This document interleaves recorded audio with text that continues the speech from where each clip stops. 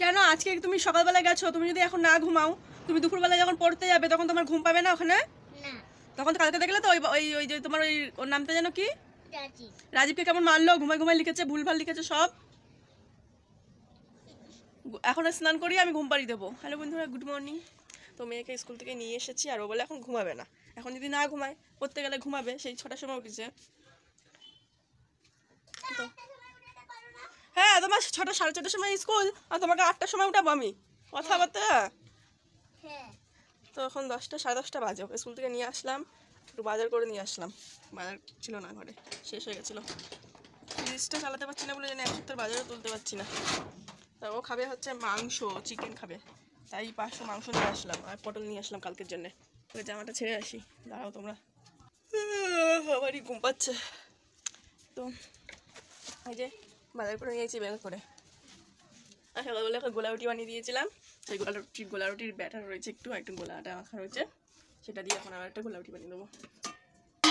তো এই যে এটা দিয়ে গোলা রুটি বানাবো।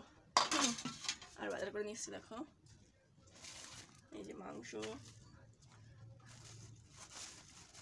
এই যে 500 টমেটো আর পটল নিয়ে এসেছি, আর নিয়ে এসেছি এই যে ঢেঁড়স 500।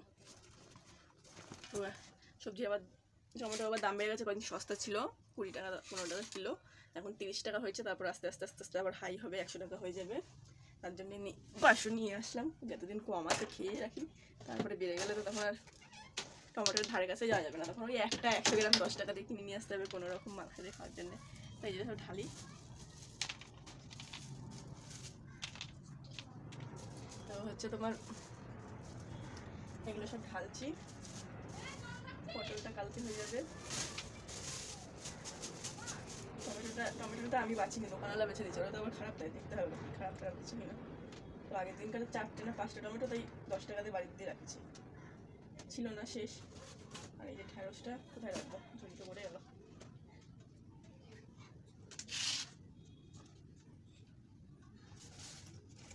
তাতে এই যে কটা পাতিলেবু নিয়েছি, 6টা 10 টাকা দিয়ে, ভালো হয়েছে না পাতিলেবুগুলো, কিন্তু একটু ছোটো ছোটো। আর গরমের যে দাম জিনিসে, ঠিকই আছে। তো পাতিলেবুটা আবার বাকিতে নিয়ে আসছি, 5 টাকা বাকি। ঢেঁড়সগুলো একদম কুচি ঢেঁড়স।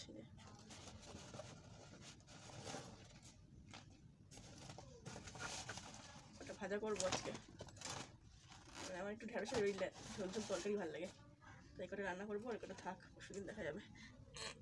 লেবু। তো এই হচ্ছে বাজার করে নিয়ে আসলাম, এইটাই 200 টাকার বাজার। 100 টাকার মাংস, 50 টাকার মেয়ের খাতা, আর 50 টাকা এই সবজি বাজার। আর এই যে মাংসটা ঢালি, এই 500 মাংস দিয়ে গুষ্টি করে খাবো, জানো তো। কী করবো, এখন পয়সার ক্রাইসিস চলছে, কাজকর্ম নেই, 2 দিন ধরে কাজ, মানে এক সপ্তাহ মাল চলে যায়নি এখনো, মানে রয়েছে, পয়সা পাঠিয়ে দিয়েছে, পয়সা শেষ। আর এই 500 মাংস নিয়ে আসলাম, এদিকে 2 বেলা চালাতে হবে। ঢেঁড়সের ঝোল করবো, আমার ঢেঁড়সের ঝোলটা খুব ভালো লাগে, আলু দিয়ে তরকারি।